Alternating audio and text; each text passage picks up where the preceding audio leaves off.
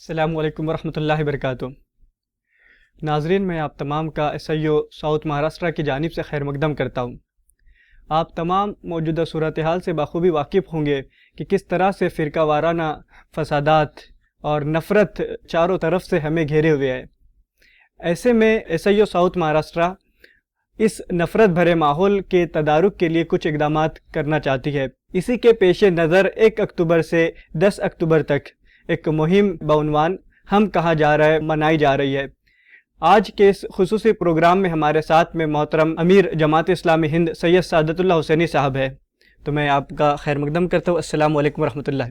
جی وعلیکم السلام ورحمۃ اللہ وبرکاتہ۔ موجودہ صورتحال پر ہم نظر ڈالتے ہیں تو صورتحال ہمارے سامنے جو عیاں ہوتی ہے کہ فرقہ وارانہ فسادات دن بدن بڑھتے ہی جا رہے ہیں، تو کیا عوامل ان کے پیچھے کار فرما ہے کہ یہ مزید جو ہے رکنے کا نام نہیں لے رہے ہیں؟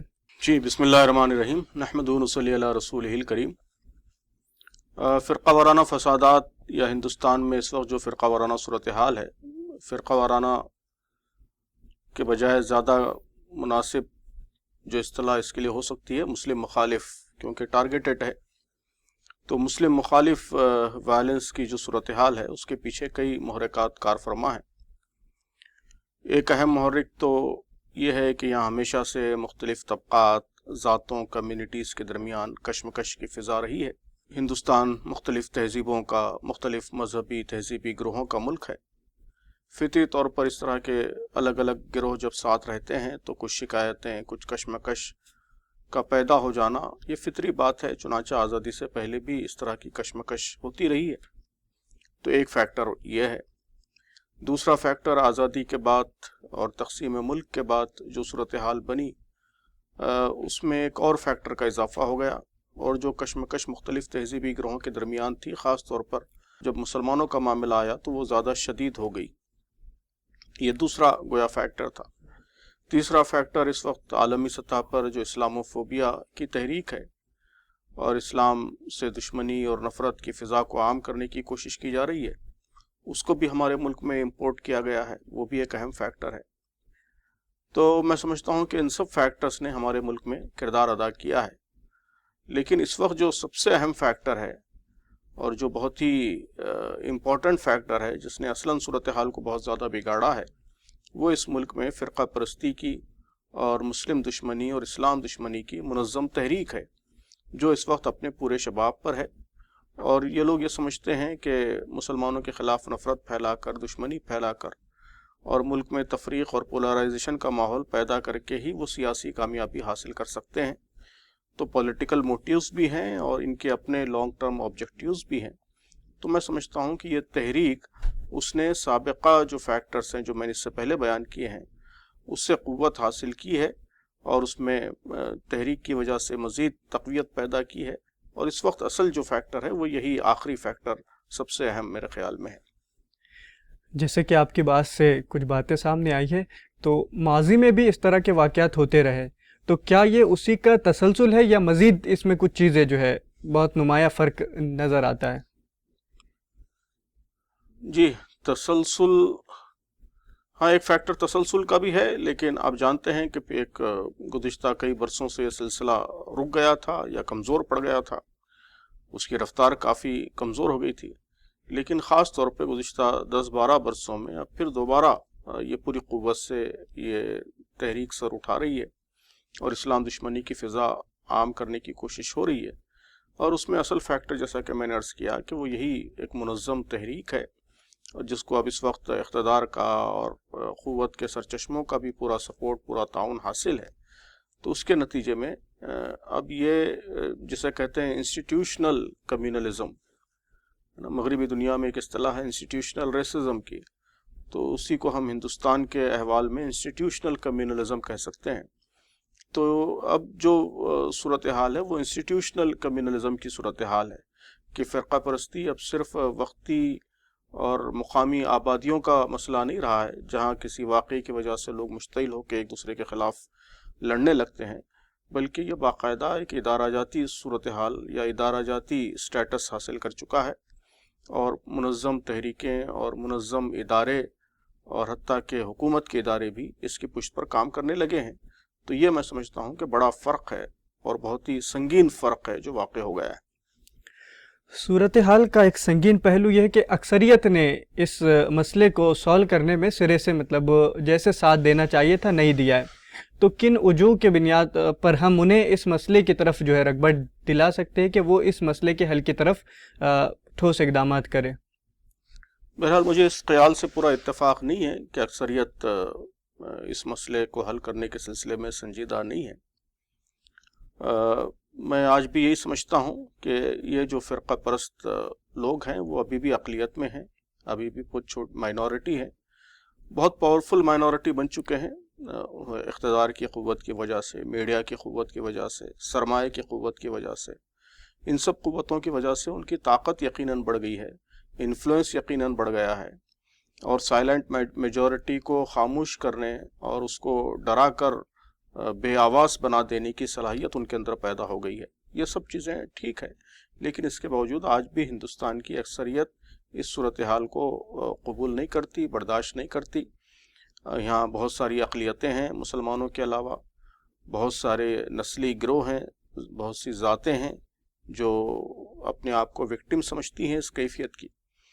تو اس لیے مسلمانوں کو اس معاملے میں خود کو آئسولیٹڈ، الگ تھلگ نہیں سمجھنا چاہیے، بلکہ انہیں یقین رکھنا چاہیے کہ ملک کی عظیم اکثریت آج بھی اس کیفیت کو پسند نہیں کرتی ہے۔ ضرورت صرف اس کو ایکٹیویٹ کرنے کی ہے، اس کے ساتھ کولیبریٹ کرنے کی ہے، اس کو متحرک کرنے کی ہے۔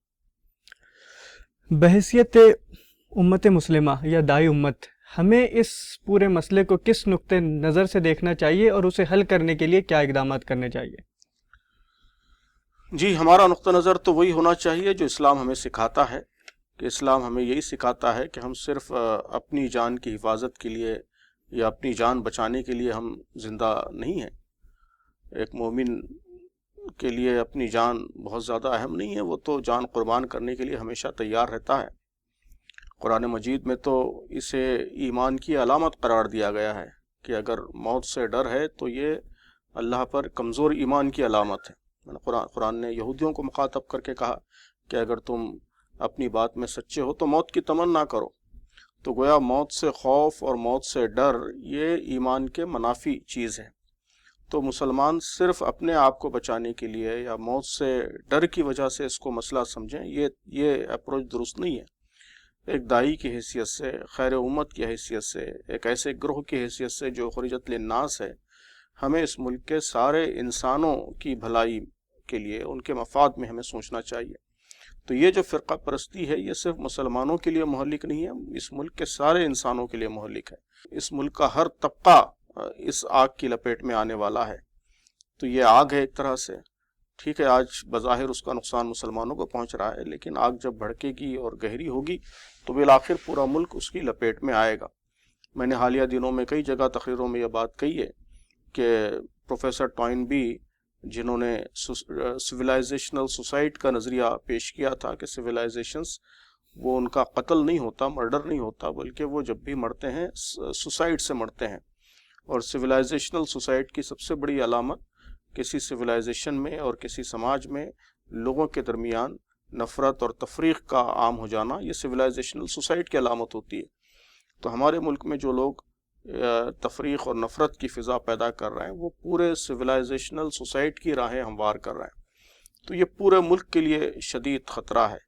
تو ہمیں اسی حیثیت سے اس کو دیکھنا چاہیے اور انسانیت کے نجات دہندہ اور پورے ملک کے نجات دہندہ کے روپ میں سامنے آنا چاہیے۔ تو میں سمجھتا ہوں کہ یہی ہمارے مقصد و منصب اور امت مسلمہ کی حیثیت کے شان بات ہوگی۔ جیسے کہ آپ نے کہا تھا کہ اس کے لیے سماج کے دیگر گروہ بھی اپنے اقدامات کر رہے ہیں، تو خاص طور پہ ہم دیکھتے ہیں سیکولر اور کمیونسٹ گروپس جو ہے وہ جس طرح سے اقدامات کر رہے ہیں، تو ان کے ساتھ ہمارا کیا تعلق ہونا چاہیے اور ان کے طریقے عمل سے ہمارا کیا طرز عمل ہونا چاہیے کہ ممتاز ہو؟ جی، تو ظاہر ہے کہ سیکولر اور کمیونسٹ ہی نہیں، بہت سے گروپ ہیں، دلت گروپ ہیں، مختلف مائنورٹی گروپس ہیں، او بی سی کے مختلف سیکشنز ہیں، اور انارکسٹ ہیں، لبرلز ہیں۔ تو مختلف نظریاتی اور ریشیل، ایتھنک اور ریلیجس گروپس ہیں جو اس صورتحال کو لے کر بہت پریشان ہیں، اور وہ ہمارے الائی بن سکتے ہیں اس صورتحال کی اصلاح کے حوالے سے اس مقصد کے لیے، تو ان کو یقیناً الائی بنانا چاہیے، ان کے ساتھ مل کر صورتحال کو بہتر بنانے کی کوشش کرنی چاہیے۔ یہ خود ہمیں اللہ کے رسول صلی اللہ علیہ وسلم کی سیرت سے اس کا سبق ملتا ہے کہ اللہ کے رسول صلی اللہ علیہ وسلم نے سارے انسانوں کو دعوت بھی دی اور ساتھ ہی مشترک مقاصد کے لیے دوسرے طبقات کے ساتھ، گروہوں کے ساتھ اشتراک بھی کیا، معاہدے بھی کیے۔ آپ صلی اللہ علیہ وسلم نے مدینہ کی حفاظت کے لیے آس پاس کے یہودی قبائل کے ساتھ معاہدہ کیا، بعض مشرک قبائل کے ساتھ بھی آپ نے معاہدہ کیا۔ حلف الفضول کے سلسلے میں مشہور حدیث ہے کہ آپ صلی اللہ علیہ وسلم نے فرمایا کہ آج بھی، یعنی نبوت کے بعد بھی، کوئی اس کے لیے بلائے تو میں تیار ہوں۔ تو ایسی کئی نظیریں اسلامی نصوص میں موجود ہیں کہ ہمیں مشترکہ مقاصد کے لیے دوسروں کے ساتھ مل کر کام کرنا چاہیے۔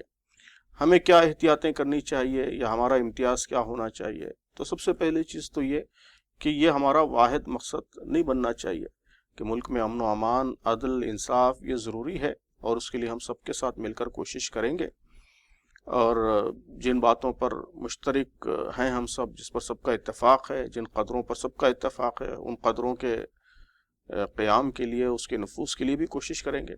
لیکن ساتھ ہی جو ہمارا امتیاز ہے، اسلام کے جو امتیازات ہیں، وہ بھی ہم ہمیشہ واضح کرتے رہیں گے۔ ان کوششوں کے نتیجے میں اسلام کے امتیازات پر پردہ نہ پڑے، یہ ہمیں احتیاط ملحوظ رکھنی چاہیے۔ اس کا مطلب یہ ہے کہ امن و امان اور عدل و انصاف کے لیے کچھ امور ایسے ہیں جن پر ہم سب کا اتفاق ہے، ملک کے سارے طبقات کا اتفاق ہے، لیکن بعض باتیں وہ خالص اسلامی قدریں ہیں، تو وہ قدریں بھی ہم پیش کریں گے، اس کی دعوت بھی ہم پیش کریں گے۔ اسلام کی اصل دعوت توحید کی دعوت ہے، وہ دعوت ہمیشہ ہم پیش کرتے رہیں گے، وہ اس کام سے ہم کبھی بھی دستبردار نہیں ہوں گے۔ تو فرقہ پرستی کا مقابلہ یا نفرت کا خاتمہ، یہ کام ہم کو اپنے اصل کام سے بے نیاز نہیں کرے گا، یا اصل کام سے ہٹانے میں کامیاب نہیں ہوگا۔ یہ پیرلل چلتا رہے گا کہ ہم اپنا اصل کام بھی کرتے رہیں گے، اپنی اصل فکر، اپنی اصل دعوت بھی ملک کے لوگوں کے سامنے پیش کرتے رہیں گے، اور جہاں بھی ہم رہیں گے ہمارا یہ امتیاز بھی لوگوں کے سامنے آتا رہے گا، اور ساتھ ہی جو مشترک مسائل ہیں جس پر سب متفق ہیں، اس کے لیے ہم دوسروں کے ساتھ مل کر جدوجہد کریں گے۔ جی، ایک چیز یہ بھی کہ نفرت اور فرقہ پرستی کے گہرے اثرات کالجز اور کیمپسز میں ہمیں بہت زیادہ نظر آتے ہیں، تو ان کے تدارک کے لیے ہمیں کیا کرنا چاہیے؟ ان کے تدارک کے لیے سب سے اہم جو کرنے کا کام ہے وہ یہی ہے کہ زیادہ سے زیادہ ہمارا آؤٹ ریچ ہو، زیادہ سے زیادہ رابطہ ہو، تعلق ہو، ہماری دوستیاں across religious groups, across ethnic groups, سب کے ساتھ ہماری دوستی ہو۔ ایک مسلم اسٹوڈنٹ ہے تو اس کے اگر 3 گہرے دوست مسلمان ہیں تو 3 گہرے دوست دوسرے مذاہب سے متعلق بھی ہونا چاہیے۔ وہ اگر واٹس ایپ گروپ اس نے بنا رکھے ہیں تو وہ مسلمانوں کے واٹس ایپ گروپ ہیں، تو ساتھ ہی عام لوگوں کے واٹس ایپ گروپ میں بھی وہ شامل رہے، اس میں بھی ایکٹیو رہے، ہمارے گھروں میں آنا جانا ہو، تقریبات میں آنا جانا ہو، زیادہ سے زیادہ بات چیت ہو، زیادہ سے زیادہ کمیونیکیشن ہو۔ تو یہی اس مسئلے کا اصل حل ہے۔ فرقہ پرستی اور نفرت ہمیشہ یہ پولرائزیشن ہی کی بنیادوں پر ترقی پاتی ہے۔ تو اگر پولرائزیشن ختم ہو جائے اور لوگ ایک دوسرے سے ملنے لگیں، بات کرنے لگیں، کمیونیکیٹ کرنے لگیں، راست رابطہ، انسانی رابطہ راست قائم ہو جائے، تو پھر خود بخود فرقہ پرستی کی جڑیں کمزور ہونے لگتی ہیں۔ فرقہ پرستی یہ ہمیشہ پروپیگنڈے کے بل پر چلتی ہے، نفرت کے پرچار کے بل پر چلتی ہے، غلط فہمیوں کی بنیاد پر چلتی ہے، غلط خبروں، فیک نیوز کی بنیاد پر چلتی ہے۔ تو یہی اصل فرقہ پرستی کی آگ کو بھڑکانے والا ایندھن ہوتا ہے۔ تو ظاہر ہے کہ اگر آپ کا راست انسانی رابطہ ہو، لوگوں سے راست تعلق ہو، تو پھر یہ سارے ایندھن سے یہ سارا ایندھن آپ ختم کر دیتے ہیں کہ آپ کی میری راست بات چیت ہوگی تو میرے بارے میں غلط خبر آپ تک پہنچے اس کا امکان باقی نہیں رہے گا، آپ کی میری راست بات چیت ہوگی تو غلط فہمی باقی نہیں رہے گی۔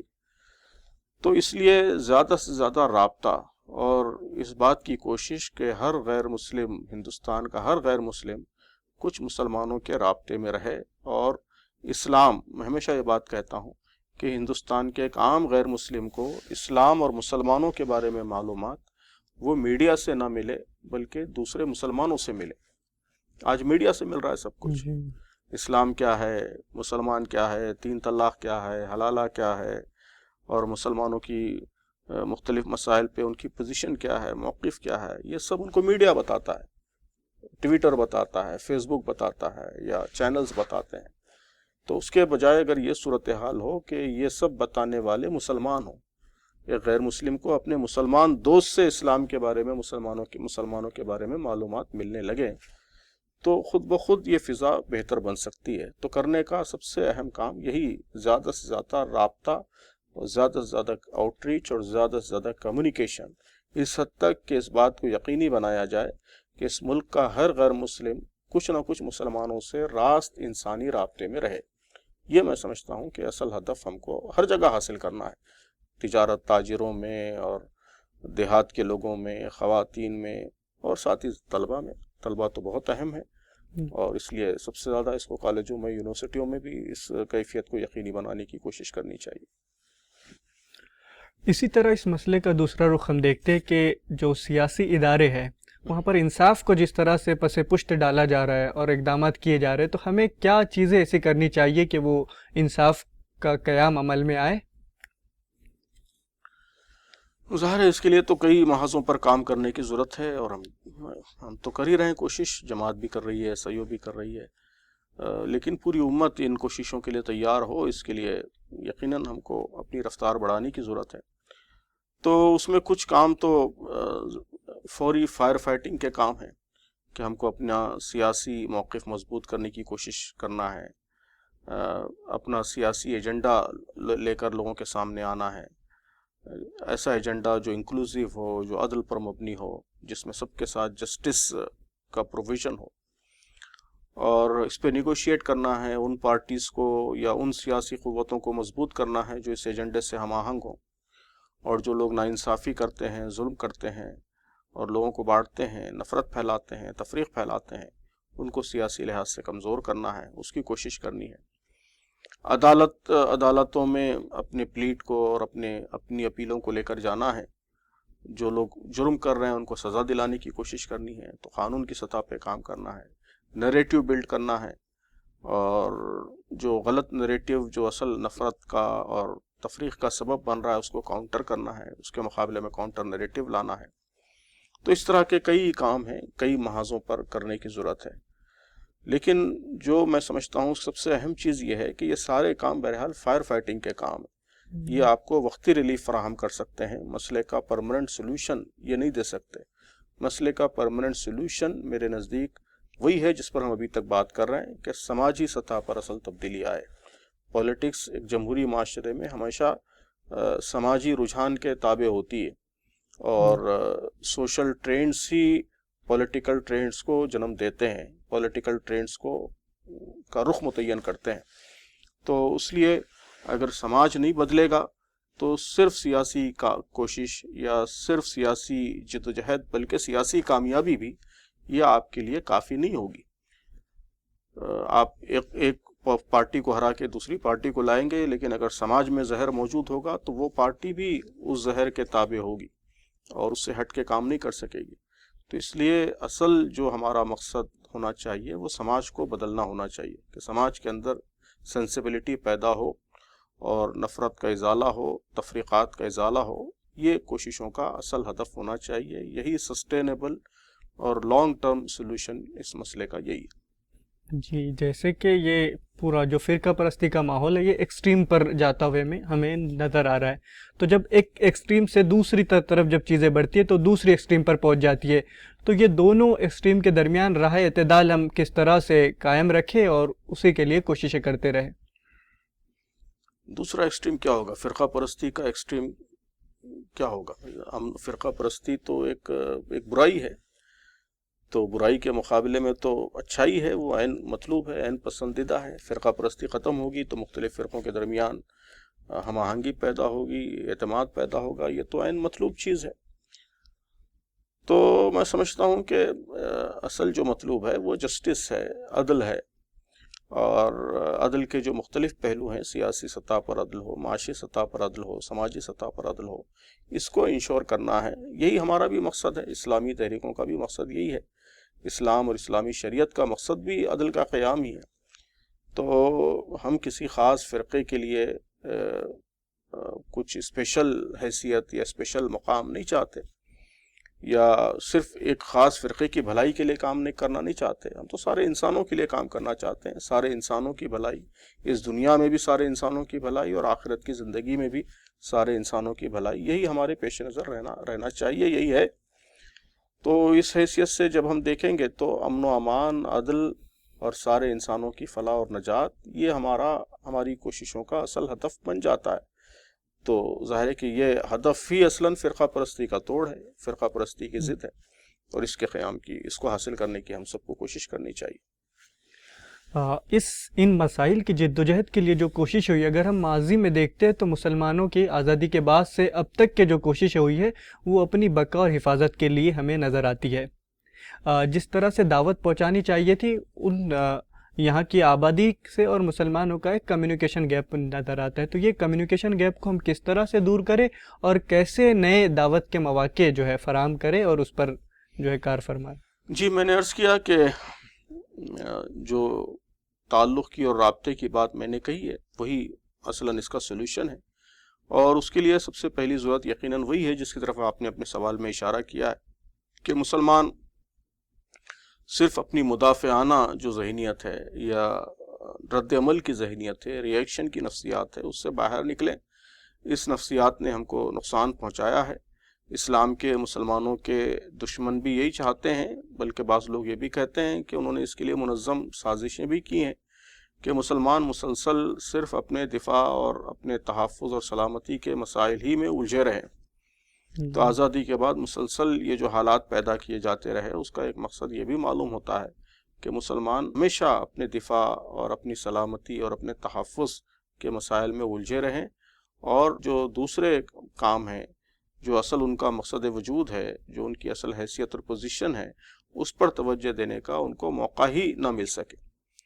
تو اس کے نتیجے میں کئی لحاظ سے نقصان ہوا. ایک بڑا نقصان تو یہ ہوا کہ ملک کے برادران وطن کے سلسلے میں جو کوشش ہم کو کرنی چاہیے تھی کہ یہاں جو نابرابری ہے اس نابرابری کو ختم کرنا ہماری ذمہ داری تھی، یہاں جو معاشی تفاوت ہے اس معاشی تفاوت کو دور کرنا ہماری ذمہ داری تھی، یہاں جو جہالت ہے، شرک ہے، توہمات ہے، اس کے خلاف رائے عامہ بنانا یہ ہماری ذمہ داری تھی.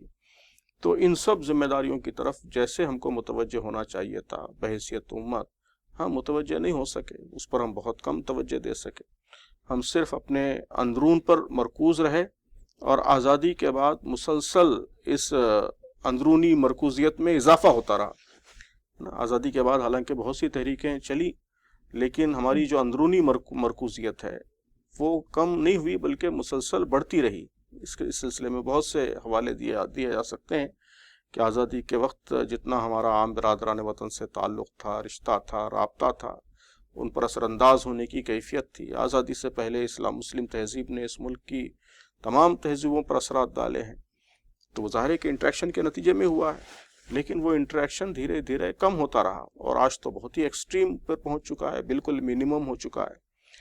تو ایک بڑا نقصان تو یہ ہوا جس کے نتیجے میں سماج پولرائز ہو گیا، ہم گھیٹوائز ہو گئے، اور یہ نفرت، فرقہ پرستی، ان سب کو پروموٹ کرنا آسان ہو گیا. دوسرا بڑا نقصان یہ ہوا کہ ہم اپنی تعمیر اور ترقی پہ توجہ نہیں دے سکے.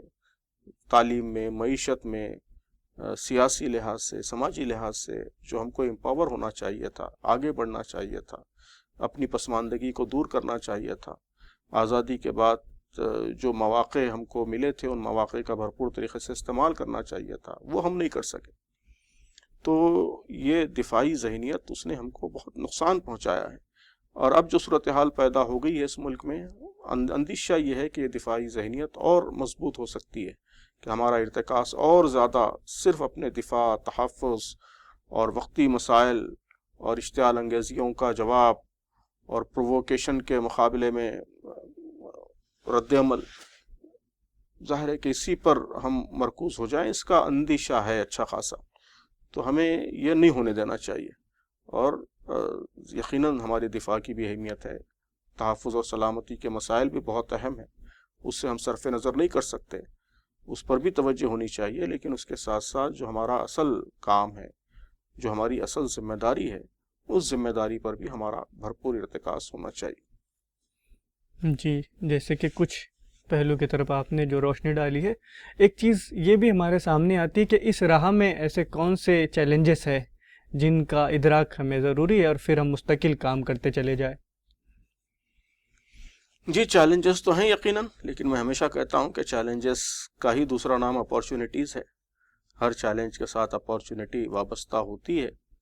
تو اس ملک میں جو نفرت کی فضا ہے، فرقہ پرستی کی فضا ہے، اس میں یقیناً حق بات کہنا اور سچائی کی آواز بلند کرنا اور سچائی کو لوگوں کے سامنے پیش کرنا یہ بہت دشوار ہو گیا ہے، مشکل ہو گیا ہے۔ بظاہر اس میں خطرات محسوس ہوتے ہیں، لیکن بہرحال ایسے ماحول ہی میں لوگوں کا ریسپشن بھی بڑھ جاتا ہے، لوگوں کی ریسپٹیوٹی بھی بڑھ جاتی ہے، لوگوں کی توجہ بھی بڑھ جاتی ہے۔ تو ہماری جو توجہ ہے وہ اصلاً ان امکانات پہ، ان مواقع پہ ہونا چاہیے جو موجودہ حالات نے پیدا کر دیے ہیں۔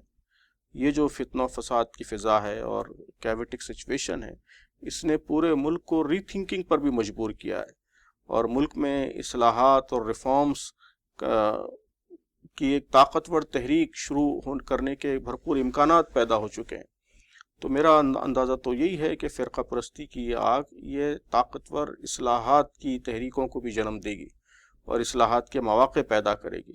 تو اس لیے ہمیں ان مواقع پر نظر رکھنی چاہیے، اسے بطور چیلنج لینا چاہیے اور کوشش کرنی چاہیے کہ موجودہ حالات وہ ہم کو اور زیادہ طاقتور بنا کر نکالیں، ہماری قوتوں کو بڑھائیں، اور جو مواقع ان حالات نے پیدا کی ہے ان مواقع کا بھرپور طریقے سے استعمال ہو۔ شکریہ محترم۔ اس حوالے سے ہم، کیونکہ مہم کا جو ہے مخاطب نوجوان طبقہ ہے، تو ہم چاہیں گے کہ آپ نوجوانوں کو، بالخصوص ایس آئی او کے کیڈر کو کیا پیغام دینا چاہیں گے؟ جی، تو موجودہ حالات میں 2-3 باتیں میں ہر جگہ کہتا رہا ہوں، وہی میں اپنے نوجوانوں سے بھی کہنا چاہوں گا کہ سب سے پہلی چیز تو یہ کہ ان حالات میں ہم خوف کے اور مایوسی کے ہرگز شکار نہ ہوں۔ اللہ تبارک و تعالیٰ نے قرآن مجید میں فرمایا ہے، شیطان ہے جو لوگوں کو اپنے دوستوں سے ڈراتا ہے۔ جو ڈر اور خوف لوگوں کے اندر پیدا ہوتا ہے وہ دراصل شیطان کی کوشش ہوتی ہے، شیطان کی کوشش کا نتیجہ ہوتا ہے۔ تو موجودہ حالات ہم کو ہرگز ہمارے اندر کوئی ڈر، کوئی خوف اور کوئی خوف ہراس کی کیفیت یہ پیدا نہ کرنے پائیں، اس کو ہمیں انشور کرنا چاہیے۔ یہ میری پہلی گزارش ہے۔ دوسری گزارش یہ ہے کہ ان حالات میں سب سے زیادہ ضرورت یہ ہے کہ ہم اپنے اصولوں پر پوری استقامت کے ساتھ ڈٹے رہیں۔ استقامت یہ ریزسٹنس کی سب سے طاقتور شکل ہے، سب سے مضبوط شکل ہے، سب سے ایفیکٹو شکل ہے۔ ریزسٹنس کی باقی ساری شکلیں وہ دوسرے نمبر پر ہیں۔ سب سے اہم جو ریزسٹنس ہے ظلم کی اور ناانصافی کی اور نفرت کی ریزسٹنس، وہ یہ ہے کہ آپ اپنے اصولوں پر پوری استقامت کے ساتھ ڈٹے رہیں۔ اصولوں کا کیا مطلب ہے؟ اصولوں کا مطلب ہمارا ایمان ہے، اصولوں کا مطلب ہمارے اصول ہیں، ہمارے پرنسپلز ہیں، اور اصولوں کا مطلب ہمارا مقصد ہے، اور وہ کام ہے جو قرآن و حدیث نے ہم کو دیے ہیں، دعوت دین کا کام، اصلاح امت کا کام، اللہ کے دین کی اقامت کا کام۔ تو ہر طرح کے حالات میں ہم ان سب پہلوؤں سے اپنے اصولوں پر، اپنے پرنسپلز پر پوری قوت کے ساتھ، چٹان کی قوت کے ساتھ ڈٹے رہیں۔ اللہ تبارک و تعالیٰ مشکل حالات نظریاتی تحریکوں کے لیے اسی لیے پیدا کرتا ہے کہ مشکلات میں بھی جب لوگ ثابت قدم رہتے ہیں، اپنے اصولوں پر ڈٹے رہتے ہیں، تو اس کے نتیجے میں ان اصولوں کا سچ ہونا یہ عام آبادی پر واضح ہو جاتا ہے۔ عام حالات، اگر حالات نارمل رہیں اور اس میں کچھ لوگ کچھ اصولوں کی پیروی کر رہے ہیں تو لوگوں کو لگتا ہے کہ ٹھیک ہے کر رہے ہیں، اس میں اتنی زیادہ قوت ان اصولوں پر کنوینس کرنے والی کوئی غیر معمولی بات ان کو نظر نہیں آتی۔ لیکن سخت حالات میں بھی، مشکل حالات میں بھی کوئی آدمی جب اپنے اصول پر ڈٹا رہتا ہے تو پھر لوگوں کو اس کی صداقت کا یقین ہونے لگتا ہے کہ جب اتنے مشکل حالات میں بھی یہ ڈٹا ہوا ہے تو یقیناً کوئی بات اس کی سچ بات ہوگی، کوئی غیر معمولی بات ہوگی، لوگ متوجہ ہونے لگتے ہیں۔ تو اللہ تعالیٰ اسی لیے مشکل حالات پیدا کرتا ہے۔ تو ہم اپنے اصولوں پر، اصولوں سے مراد 3 باتیں میں نے عرض کی ہیں، تینوں باتوں پر پوری استقامت کے ساتھ ہم ڈٹے رہیں۔ ابھی ان حالات میں کرنے کے کیا کام ہیں میں نے واضح کیا ہے کہ کرنے کا ایک کام تو وہ ہے جس پر ہم تفصیل سے گفتگو کر چکے ہیں کہ یہاں ہمیں ہر طرح کی آبادی کے ساتھ تعلق قائم کرنا ہے اور ان تک دین کا پیغام پہنچانا ہے، ان کے درمیان عدل و انصاف کی کوشش کرنی ہے، اور دوسرا جو اہم کام ہے موجودہ حالات میں وہ خود امت مسلمہ کو مضبوط، طاقتور اور اسلام کا عملی نمونہ بنانا ہے، یعنی وہ کام جسے ہم اصلاح کا کام کہتے ہیں، اور وہ کام جسے ہم امپاورمنٹ کا کام کہتے ہیں، طاقت بڑھانے کا، تعلیم میں، معیشت میں، ہر لحاظ سے اونچا اٹھانے کا کام کہہ سکتے ہیں۔ ان دونوں کاموں کے زبردست مواقع اس وقت پیدا ہو گئے ہیں، تو ان مواقع کا بھی ہمیں بھرپور طریقے سے استعمال کرنا چاہیے۔ جزاک اللہ، شکریہ۔